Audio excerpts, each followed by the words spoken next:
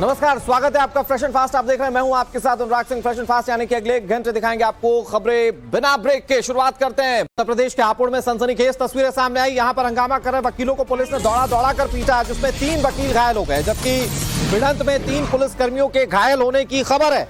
दरअसल बीते दिनों एक महिला वकील की गाजियाबाद में पुलिसकर्मी के साथ बहस हो गई थी और कहासुनी के बाद बवाल का भी आरोप लगा था।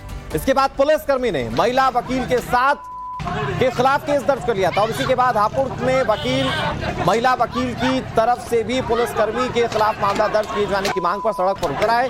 वकील सबसे पहले हापुड़ तहसील चौराहे पर पहुंचे, जहां महिला और पुरुष वकीलों के बीच चौराहे पर बैठकर जाम लगा दिया। उसके बाद सारे प्रदर्शनकारी वकील कोतवाली पहुंच गए। बताया जा रहा है कि कोतवाली में विवाद बढ़ा तो पुलिस ने लाठीचार्ज करते हुए वकीलों को खदेड़ना शुरू कर दिया और इसी की तस्वीरें इस वक्त टीवी स्क्रीन पर आपके सामने। विवाद एक पुलिसकर्मी और महिला वकील को लेकर है। पुलिस ने महिला वकील के खिलाफ केस दर्ज किया तो वकील प्रदर्शन पर बैठ गए और उसके बाद कैसे रास्ता खुलवाने की कोशिश कर रही है पुलिस। ये तस्वीरें इस वक्त टीवी स्क्रीन पर आपके सामने। देखते ही देखते इलाके में अफरा तफरी मच गई। बताया जा रहा है कि वकील पक्ष के भी कुछ लोग घायल हुए हैं, तो पुलिस की ओर से भी कुछ लोग जो है वो घायल हुए हैं और ऐसे में आप अफरा तफरी की स्थिति इन तस्वीरों में देख सकते हैं। पुलिस ने कैसे लाठीचार्ज किया, ये देखिए। एक शख्स पर 3 पुलिसकर्मी टूटे हुए हैं। अब ये 3 तस्वीरें इस वक्त टीवी स्क्रीन पर आपके सामने। ये तीनों तस्वीरें अलग अलग एंगल से आपको बताएंगी कि कैसे वहां पर ये पूरा घटनाक्रम सामने आया। और हैरान करने वाली तस्वीरें मध्य प्रदेश के देवास से सामने आई, जहां जंगल से गांव में घुसा तेंदुए के साथ सेल्फी लेने की होड़ मच गई। ग्रामीण ये कारनामा करने लगे। दरअसल पूरा मामला देवास जिले के टोंक खुर्द तहसील का है। आपको बता दें, जंगल से तेंदुआ आ रहा था और उसके बाद ग्रामीणों ने देखकर उसे पहले पकड़ने की कोशिश की। कुछ ही देर बाद जब तेंदुआ सुस्त हो गया तो फिर गांव वालों का हौसला बढ़ गया और उसके बाद गांव वालों ने तेंदुए के साथ मस्ती करना शुरू कर दी। तेंदुए को लोग हाथ लगाने लगे। तेंदुए ने हमला नहीं किया तो कुछ देर में उसके साथ लोग सेल्फी लेने लगे और कुछ लोगों ने तो तेंदुए की पीठ पर बैठकर सवारी करने की भी कोशिश की। तेंदुए के साथ ग्रामीणों का वीडियो जब सोशल मीडिया पर वायरल हो रहा तो वन विभाग के अधिकारी इस गांव पहुंचे और देवास वन विभाग के अधिकारी अब तेंदुए के पीछे पीछे पूरे गांव और जंगल में घूम रहे हैं।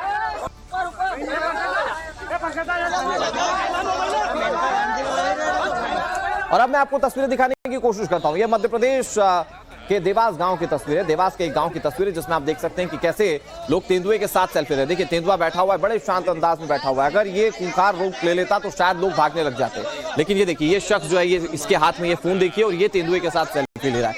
कुछ लोग तो इस तेंदुए की सवारी तक कर रहे थे। हालांकि अमुक जानवर है और गांव से रास्ता भूल कर यहाँ पर इन लोगों के बीच में आ गया, लेकिन लोगों ने कैसे इस तेंदुए के साथ मजे लेना शुरू कर दिया। आप ये तस्वीरें देखिए, इतने करीब ये बैठे हुए हैं। शुरू में तो तेंदुए को देखकर लोग डरने लगते, लेकिन बाद में जब तेंदुए ने इन पर हमला नहीं किया, तेंदुआ बिल्कुल शांत पड़ा रहा, तो फिर उसके बाद लोगों ने उसके साथ कैसे मस्ती करना शुरू कर दी। इसकी ये तस्वीरें आपको दिखा रहे हैं।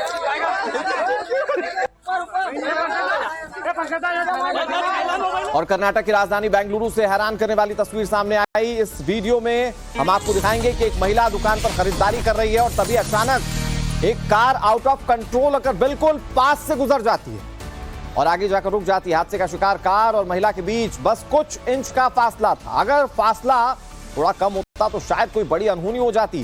बहरहाल ये वीडियो सोशल मीडिया पर तेजी से वायरल हो रहा है। वीडियो बेंगलुरु के बीटीएम इलाके का है।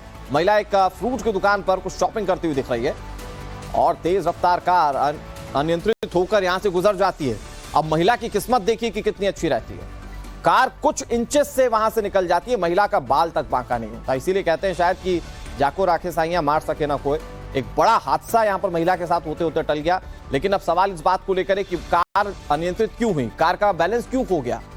फिलहाल इस बात को लेकर जांच की जानी चाहिए। तस्वीरें इस वक्त टीवी स्क्रीन पर आपके सामने। और आगे आपको दिखाएंगे चमोली में क्यों मची चीख पुकार, लेकिन उससे पहले अगले 30 सेकंड में देखिए बदलते हुए कश्मीर की तस्वीर।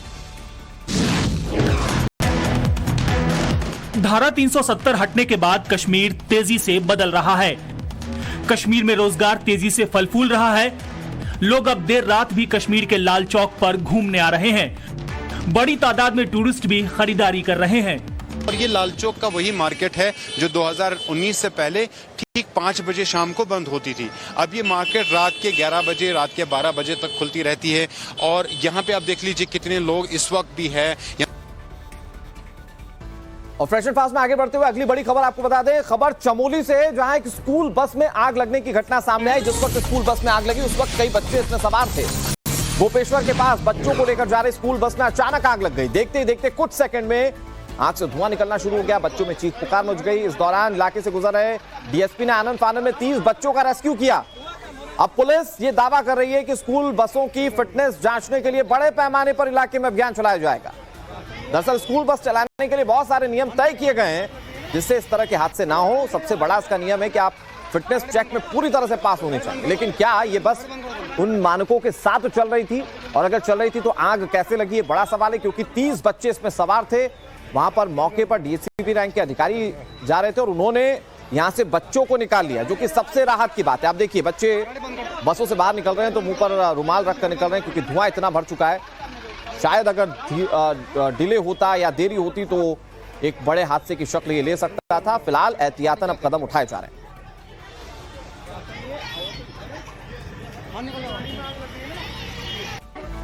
और हैरान करने वाली तस्वीरें न्यूयॉर्क के टाइम्स स्क्वायर से सामने आई, जहां 127 साल पुराना जलमार्ग मंगलवार तड़के टूट गया। इसके बाद मिडटाउन की सड़कें और शहर के सबसे व्यस्त सबवे में पानी भर चुका है। 40वीं स्ट्रीट और सेंथवे एवेन्यू के नीचे से गुजरने वाला करीब आधे मीटर चौड़ा पाइप फट गया था और तुरंत इलाका पानी पानी हो गया। हालांकि सड़क पर बहता हुआ पानी सिर्फ कुछ इंच ही गहरा था, लेकिन सोशल मीडिया पर पोस्ट किए गए वीडियो में साफ तौर पर बाढ़ जैसा नजारा दिख रहा है। सीढ़ियों से पानी कैसे गिर रहा है आप ये तस्वीरें भी देखेंगे। न्यूयॉर्क शहर में जल आपूर्ति के लिए लगभग 10,900 किलोमीटर की पाइपलाइन जो है वो बिछाई गई। पिछले 3 साल में पुरानी पाइप और सीवर लाइनों को अपग्रेड करने के लिए $1.9 बिलियन खर्च किए गए। हालांकि शहर में लगभग हर दिन कई न कई रुकावटें ऐसी आती रहती हैं, और ये जो नई रुकावटें उसकी ये तस्वीर आप देख रहे हैं, टाइम्स स्क्वायर की तस्वीर, जहां पर आप देखें कि कैसे ये टाइम्स स्क्वायर जो कि विश्व प्रसिद्ध है ये पानी पानी हो गया।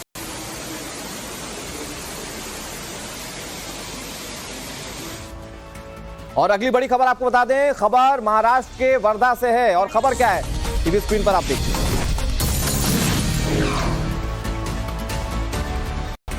खबर है अपर वर्धा परियोजना से प्रभावित किसानों ने मुंबई पहुंचकर मंत्रालय के सुरक्षा जाल पर कूदकर विरोध प्रदर्शन किया। लगभग 20 से 25 किसान सुरक्षा जाल को पार कर गए और सरकार से हमें न्याय दो की मांग करने लगे। इस दौरान मंत्रालय में किसानों ने जमकर हंगामा किया। चूंकि कई मंत्री अपने केबिन में बैठे हुए थे, वो अपनी कुर्सियां छोड़कर मौके पर पहुंचे। लोक निर्माण मंत्री दादाजी भूसे ने बीच बचाव की कोशिश की, तब पुलिस ने हस्तक्षेप किया और प्रदर्शनकारियों को हिरासत में लिया। दरअसल संबंधित बांध पीड़ित पिछले कई दिनों से न्याय की मांग कर रहे हैं। मोर्शी तालुका में ऊपरी वर्धा बांध के गेट में एक साथ खुलने के चलते कई इलाके बांध की बाढ़ की चपेट में आ गए थे। और उसके बाद स्थिति क्या है आप देख सकते हैं। बांध के पास मौजूद सिभौरा, बंबोरा, येवती गांव के किसानों की 100 से ज्यादा एकड़ की फसल जो है वो बर्बाद हो चुकी है। मौसम्बी की फसलें सबसे ज्यादा प्रभावित हुई हैं और उसके चलते किसानों ने प्रदर्शन किया। कैसे प्रदर्शन कर रहे हैं आप ये तस्वीरें देखिए।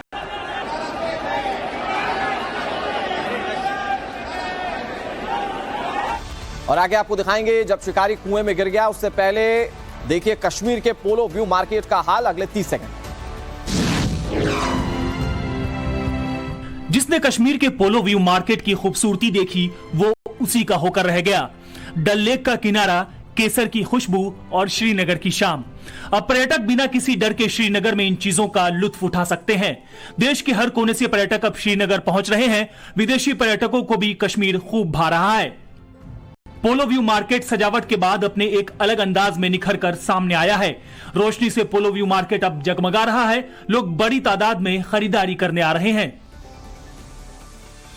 और अगली बड़ी खबर मध्य प्रदेश के खरगोन से, जहां जंगली सुअर और तेंदुआ कुएं में गिर गया। तेंदुआ शिकार करने के लिए जंगली सुअर का पीछा कर रहा था। जंगली सुअर भागते भागते कुएं में जा गिरा। उसके पीछे भाग रहे तेंदुए ने भी कुएं में छलांग लगा दी। डूबने से बचने के लिए तेंदुआ मोटर पंप के लोहे के एंगल पर बैठ गया। सुअर ने भी तैरकर तेंदुए से दूर दूसरी तरफ जाकर अपनी जान बचाई। जंगली सुअर और तेंदुए को कुएं में देखकर ग्रामीणों ने वन विभाग को जानकारी दी और वन विभाग की टीम मौके पर पहुंची। फिलहाल जानवरों को बाहर निकाल लिया।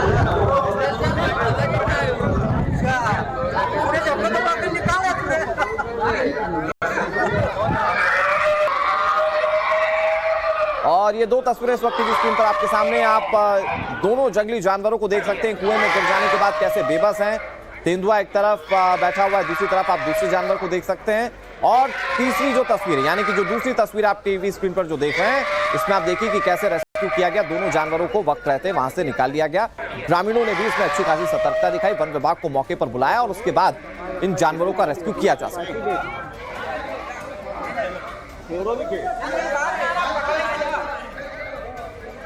और अब मैं आपको तस्वीरें दिखाता हूं कि कैसे रेस्क्यू किया गया। देखिए, ये पिंजरा यहां पर डाला गया था और इस पिंजरे में इस तेंदुए को आप देख सकते हैं, जिस तेंदुए को यहां पर रेस्क्यू किया गया। आप देख सकते हैं कुएं के इर्द गिर्द कितनी बड़ी संख्या में लोग इकट्ठा हो गए थे और कड़ी मशक्कत करनी पड़ी और तब कहीं जाकर इस जानवर को रेस्क्यू किया जा सका।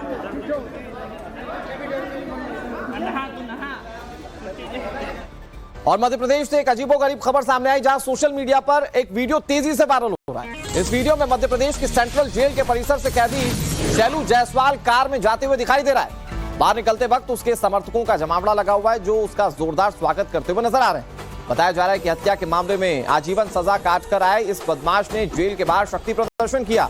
सेंट्रल जेल से छूटते ही हत्या के आरोप में 14 साल की सजा काट चुके शैलू का ढोल, नगाड़े और फूल मालाओं के साथ स्वागत किया गया। दर्जनों गाड़ियों के साथ निकले शैलू के काफिले की रील भी बनाई गई। तस्वीरें इस वक्त आपके सामने टीवी स्क्रीन पर देखिए। ऐसा लग रहा है कोई गौरवशाली काम करके ये शख्स आया हो। ये शैलू नाम का कैदी है जो कि 14 साल बाद जेल से छूटा है। हत्या के मामले में जेल में बंद था, लेकिन पूरा का पूरा काफिला इसे रिसीव करने पहुंच गया। जेल के बाहर की तस्वीरें हम आपको दिखा रहे हैं। कुछ लोगों ने इसकी रील बना दी, कुछ लोगों ने स्वागत में हार मालाएं पहना दी और देखिए हाथों में तिरंगा लिए ये शख्स जो कि 14 साल की जेल काट कर बाहर निकला है। इंदौर सेंट्रल जेल से छूटे इस कैदी की आप तस्वीरें देख रहे हैं। और पाकिस्तान के कराची में उस वक्त दहशत मच गई जब यहां के एक व्यस्त मार्केट की सड़क पर शेर खुलेआम टहलता हुआ दिखा। दावा किया जा रहा है कि शेर को पिकअप वैन से ले जाया जा रहा था, लेकिन ये कूद कर भाग निकला और एक ट्रक के पीछे छिप गया। फिर कुछ ही देर में सड़क पर चहलकदमी भी ये शुरू कर देता। वाइल्ड लाइफ प्रोटेक्शन टीम की मदद से इस शेर को रेस्क्यू किया गया है। दावा किया जा रहा है कि शेर बीमार था और उसे इलाज के लिए ले जाया जा रहा था। करीब 1 घंटे तक अफरा तफरी मची रही और लोग दहशत से इधर उधर भागते हुए नजर आए। कुछ देर बाद वाइल्ड लाइफ प्रोटेक्शन टीम और पुलिस ने मोर्चा संभाल लिया। शेर को एक बेसमेंट में घेर लिया गया, जिसके बाद उसे कथित तौर पर शॉटगन से नींद का इंजेक्शन देकर काबू में किया गया। बाद में पिंजरे में उसे कैद कर लिया गया। पुलिस अब उन लोगों को तलाश रही है जो शेर को यहां पर छोड़कर भाग गए थे। कराची सिंध प्रांत की राजधानी है। 3 साल पहले यहां नया वाइल्ड लाइफ कानून लागू किया गया था। यहां लोगों को जंगली जानवर रखने की मंजूरी दी जाती। हालांकि इसके लिए शर्तें बेहद कड़ी हैं। शेर भी पाला जा सकता है, लेकिन इसके लिए 39 शर्तें पूरी करनी होती हैं। उन शर्तों को माना गया है नहीं माना गया ये सवाल है, लेकिन यहाँ पर आप देखिए कि शेर कैसे एक छोटी सी लापरवाही या चूक के बाद सड़कों पर चहलकदमी कर रहा था और उसके बाद लोगों की जान पर बात बनाई।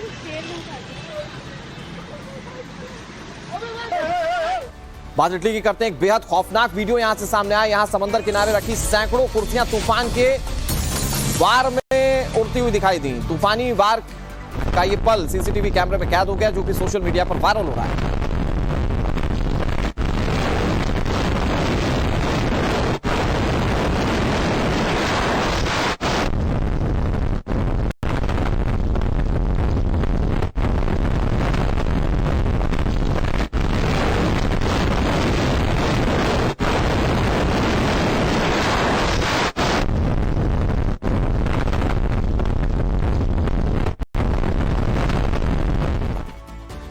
और कश्मीर में देर रात हॉकी टूर्नामेंट खेला गया। पूरी खबर अगले 30 सेकंड।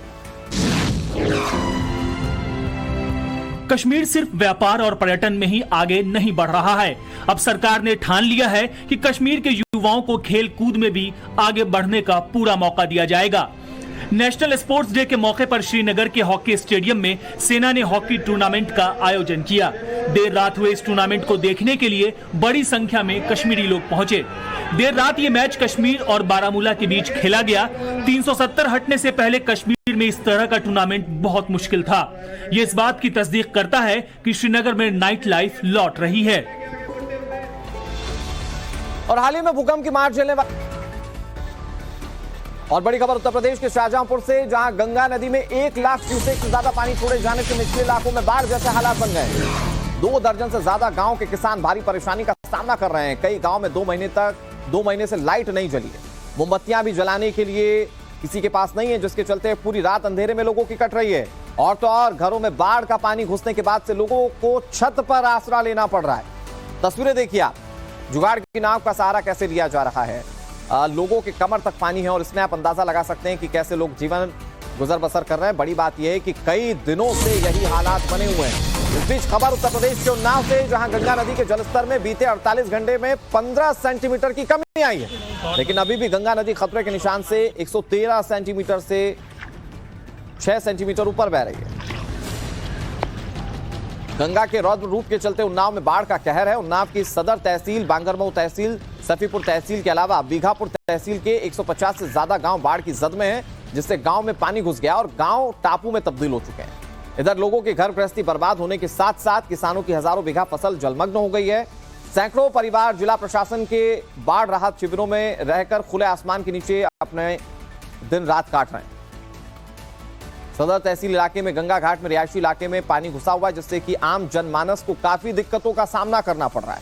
साथ ही लोगों को रोजमर्रा की चीजों को लाने और ले जाने में दिक्कत हो रही है। इधर 48 घंटे में 15 सेंटीमीटर जलस्तर में कमी भी आई है, जो कि राहत भरी खबर है, लेकिन गांव में घुटने से ज्यादा पानी भरा हुआ है। संपर्क कटान होने से दुश्वारियां बरकरार हैं। गांव का जलस्तर भले ही कम पड़ गया हो, लेकिन अभी भी बाढ़ बनी हुई है।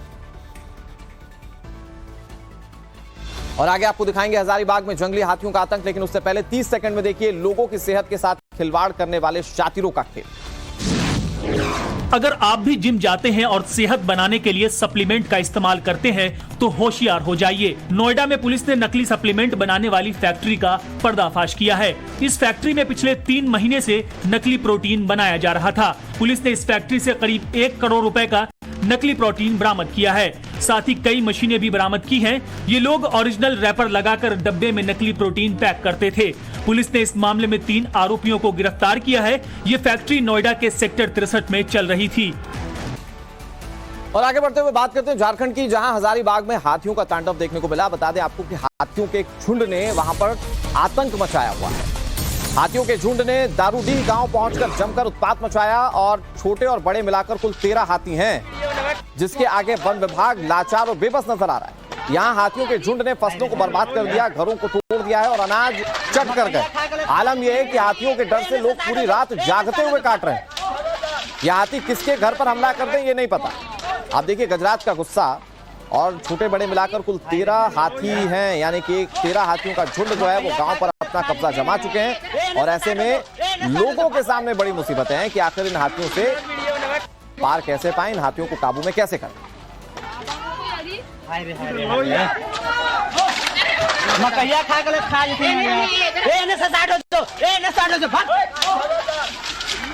और बात प्रयागराज की करें तो यहां पर छात्र की हत्या के बाद हालात तनावपूर्ण बताए जा रहे हैं। पुलिस प्रशासन के समझाने पर छात्र का अंतिम संस्कार किया गया, यानी मृतक का अंतिम संस्कार किया गया है। गिरफ्तार आरोपियों के घर पर बुलडोजर चलाने की मांग की जा रही है। वारदात के बाद खीरी गांव में आरएएफ और पीएसी की टुकड़ियों को तैनात करना पड़ा। प्रयागराज के खीरी गांव में कैंप कर रहे हैं जिले के बड़े ऑफिसर्स। पुलिस ने इस मामले में यूसुफ प्रधान और गिरफ्तार 4 और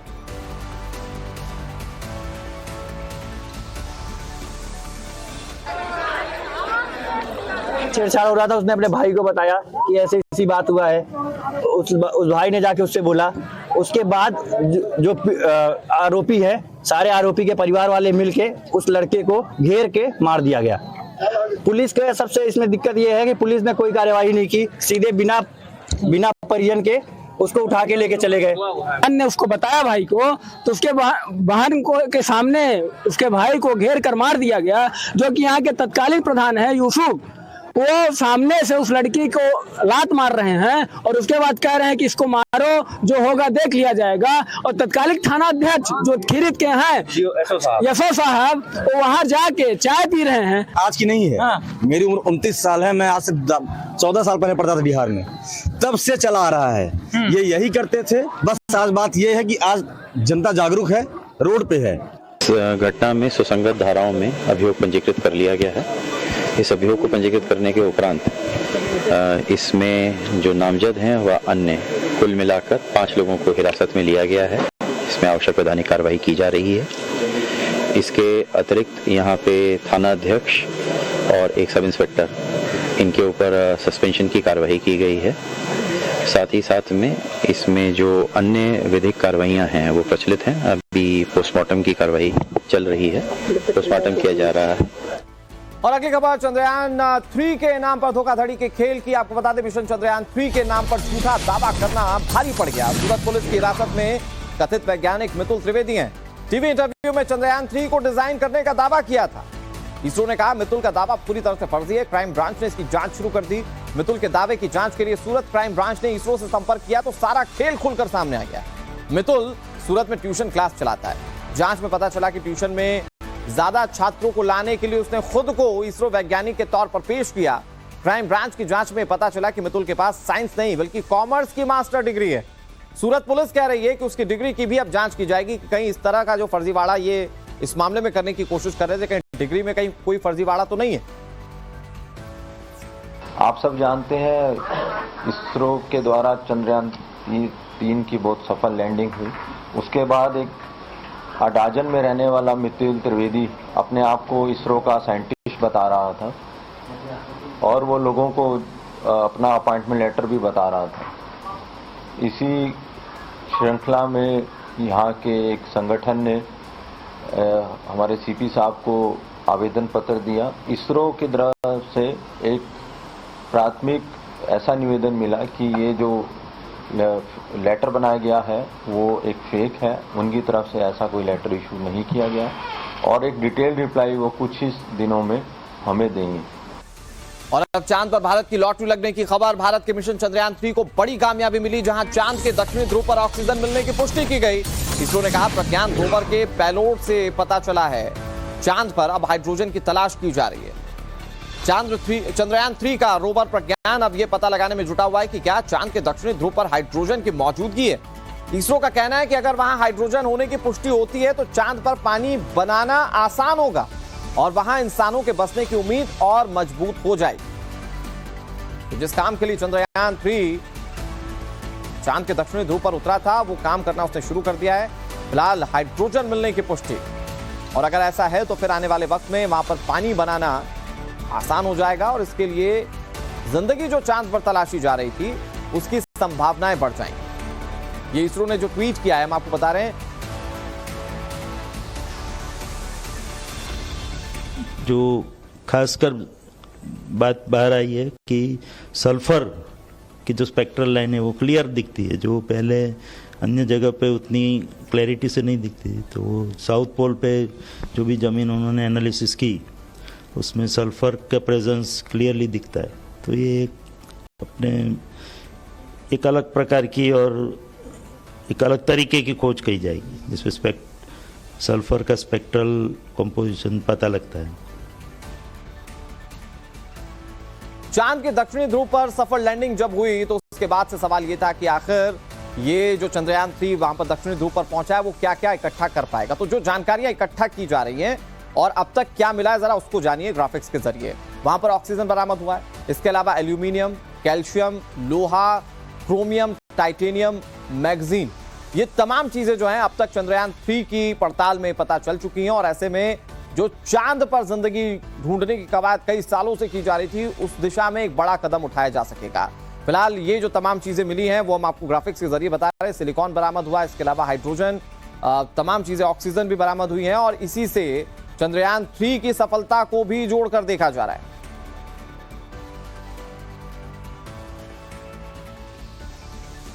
तो भारत की ये उपलब्धि पूरी दुनिया में अंकित है और ऐसे में भारत की वाहवाही की जा रही है। और अभी प्रज्ञान रोवर की खोज और उसमें बहुत सारी चीजें निकलकर सामने आ रही हैं। हाइड्रोजन का मिलना बहुत ज्यादा महत्वपूर्ण हो जाता है क्योंकि हाइड्रोजन अगर वहां पर है तो पानी की संभावनाएं भी बनती हैं और पानी की संभावनाएं अगर बनती है तो जिंदगी चांद पर तलाशी जा सकती है। वहां पर ऑक्सीजन भी मिला है। तो ऐसे में आप ये समझ सकते हैं कि चांद कितना महत्वपूर्ण है और इसको लेकर जो तमाम शोध किए जा रहे हैं वो कितने महत्वपूर्ण हो जाते हैं। बड़ी बात यह है कि चांद का दक्षिणी ध्रुव वो हिस्सा है जहां पर अब तक दुनिया का कोई देश नहीं पहुंचा था। ऐसे में भारत ने जब अपना चंद्रयान 3 वहां पर लैंड करवाया तो अब जानकारियां इकट्ठा की जा रही हैं और जानकारियां जब इकट्ठा हो रही हैं तो बहुत सारे तथ्य निकलकर सामने आ रहे हैं। आगे बढ़ते हैं और दिखाते हैं आप। और बड़ी खबर आपको बता दें, दिल्ली के भजनपुरा से बड़ी खबर, जहां फायरिंग से हड़कंप मच गया। अमेजन के सीनियर मैनेजर की हत्या, फायरिंग में दूसरा शख्स गिरफ्तार किया गया है जबकि आरोपी फरार बताया जा रहा है। आरोपियों की तलाश की जा रही है पुलिस की ओर से। बताया जा रहा है कि बदमाशों ने घेर कर वारदात को अंजाम दिया है। तो बड़ी खबर आपको बता रहे हैं, अमेजॉन कंपनी के सीनियर मैनेजर की हत्या की गई है। दूसरा शख्स घायल हो गया है, जबकि आरोपी फरार बताए जा रहे हैं। 2 लोग थे जो कि इस गोलीबारी में हताहत हुए हैं। एक शख्स की मौत हो गई है जो कि अमेजॉन कंपनी का मैनेजर बताया जा रहा है। हमारे साथ मोहित ओम ज्यादा जानकारी के साथ जुड़ गए। मोहित, क्या आरोपियों के बारे में कोई जानकारी मिल पाई? क्या ये पता चल पाई कि हत्या क्यों की गई? एक बार अपना सवाल दोहराएंगे मोहित, अगर आप तक आवाज पहुंच रही है, सवाल ये है कि हत्या की वजह क्या है, क्या ये पता चल पाया और आरोपी कौन थे, इसके बारे में कोई जानकारी? देखिए, अभी आरोपियों के बारे में जानकारी नहीं मिल पाई है। बताया जा रहा है कि कल देर रात करीब 11:30 बजे की घटना है, जब भजनपुरा इलाके में हरप्रीत अपने साथी गोविंद के साथ अपनी बाइक पे जा रहे थे और उसी दौरान 5 लड़कों ने इनको रोका है और उनके साथ किसी बात को लेकर झड़प हुई और अचानक गोलीबारी की गई है। इसमें हरप्रीत की मौके पे ही मौत हो गई है। हालांकि उसको बाद में अस्पताल ले जाया गया था, जहां डॉक्टरों ने उसको मृत घोषित किया है, लेकिन गोविंद का अभी इलाज चल रहा है। हरप्रीत की जो गोली है वो सिर में मारी गई है।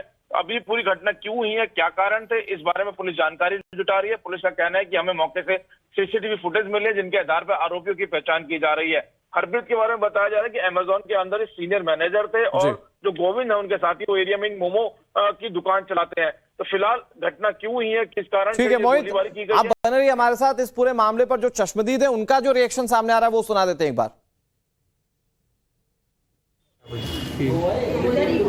क्या वजह? मेरे बच्चों को भी आवाज़ आई जी, मुझे भी आवाज़ आई और ये हमारी खिड़की है जी, यहीं से मेरी मिसेज ने भी देखा है जी। तो वो लड़का बेचारा यहाँ गिरा हुआ था और जो साथ में उसके लड़का था वो उसको हिला रहा था और ज़ोर ज़ोर से बोल रहा था भाई को कॉल कर दो। तो यहाँ से हमने 3-4 जनों ने 100 नंबर को कॉल करी अलग अलग।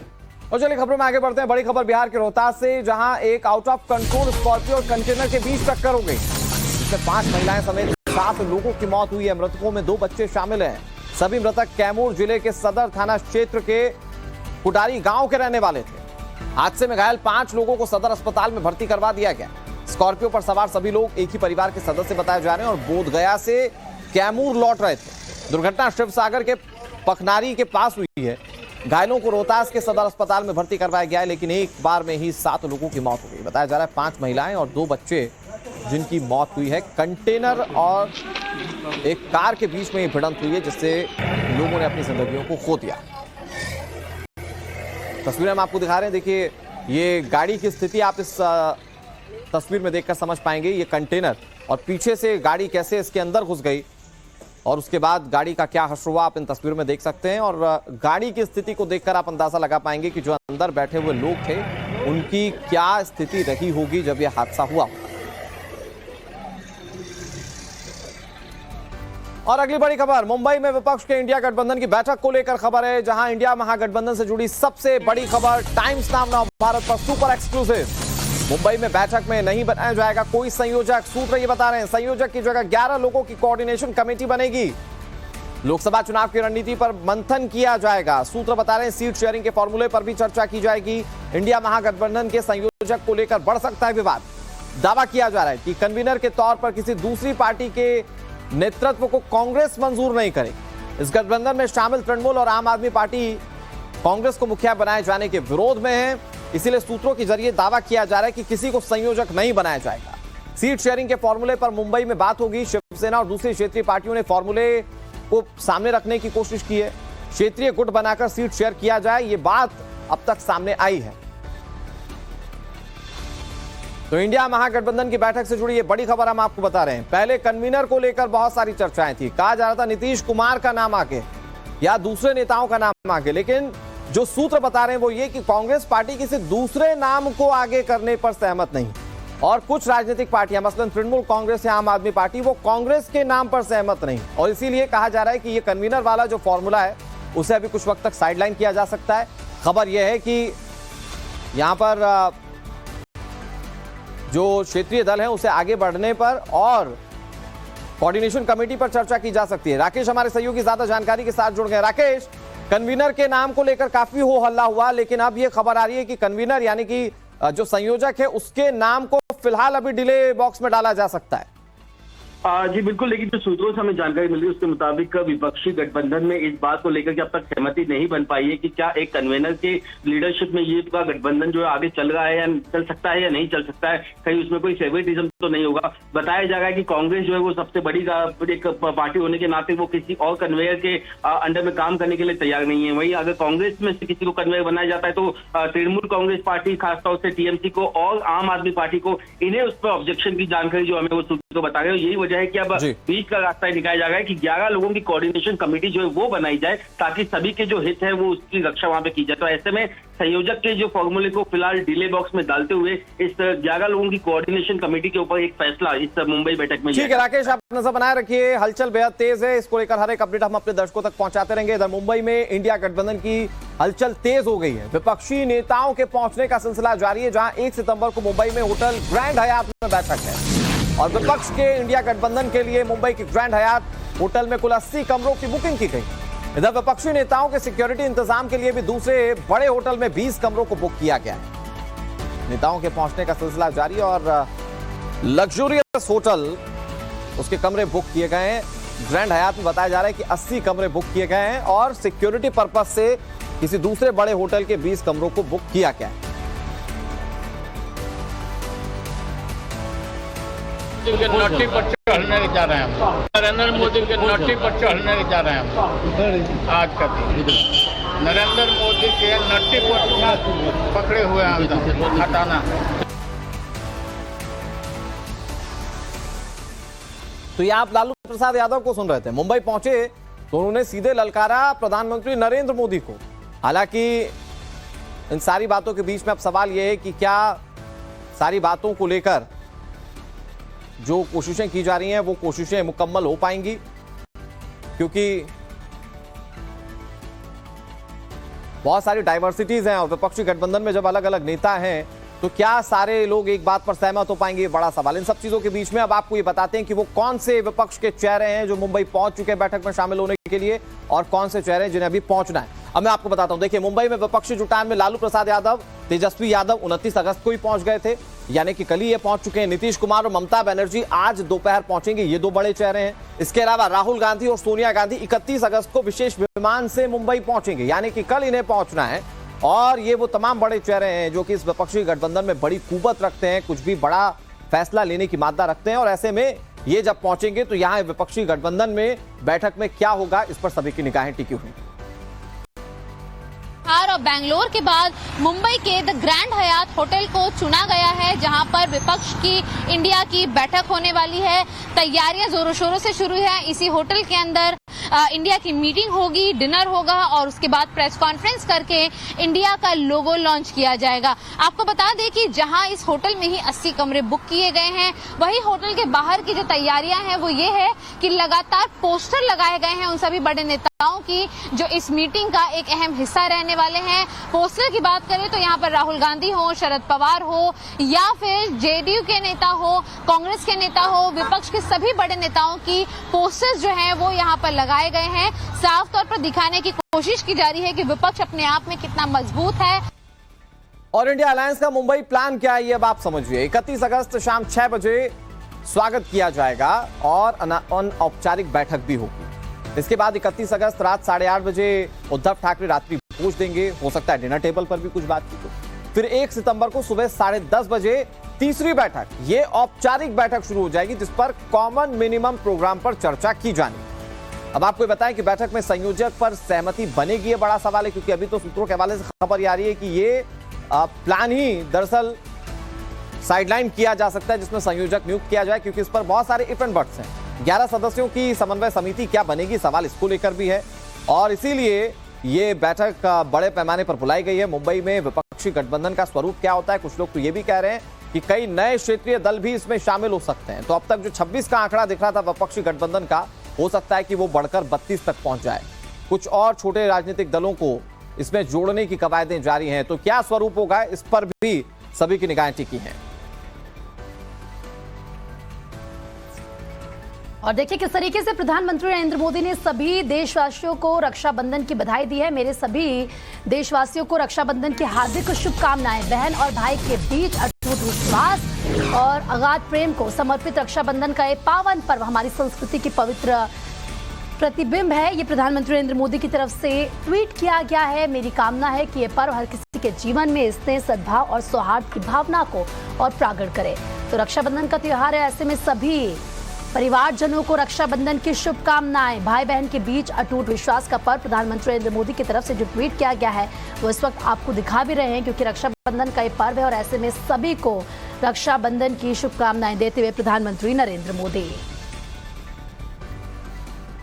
तो रक्षाबंधन मनाने के लिए जयपुर से बड़ी संख्या में लोग अपने घर को जा रहे हैं और इस दौरान बस संचालक जमकर मनमाना किराया वसूल रहे हैं।